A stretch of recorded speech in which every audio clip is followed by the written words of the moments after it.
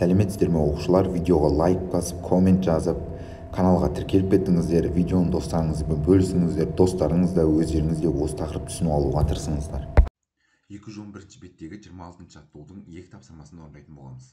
Бірде айтады, электромагниттің полюстерін қалай қарама-қарсы өзгертуге болады дейді. Электромагниттің полюстерін қарама-қарсыға өзгерту үшін тоқтың бағытын өзгерту керек. Бізде келесі 159 суретте бейнеленген шарғыдағы тоқтың бағытын көрсетіңдер дейді.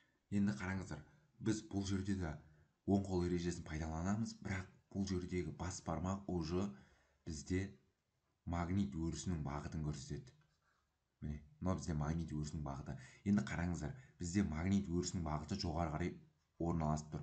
Значит, менің бас бармағымда жоғары қарай қарап тұр. Магнит өрісінің бағытымен бағыттас.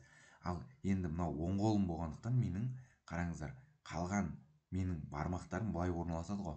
Міне, былай елестетсеңіздер, дәл осылай қалған менің 4 саусағым дәл осылай орналасады. Значит, мынау менде мыналары менде уже тоқтың бағытын білдіреді. Бұл жерде тоқтың бағытын білдіреді. 4 болса, уже тоқтың бағытын білдіріп тұр менде. Значит, менде тоқтың бағыты, қараңыздар, мына шеңберге салатын болсам, былай болады, былай орналасады. Былай айналып жатыр ғой тоқ. Былай айналып жатыр, значит, тоқтың бағыты былай қарай. Сонда мына жақ менде плюс, яғни тоқ плюстан минусқа қарай барады. Мына жақ менде минус болады.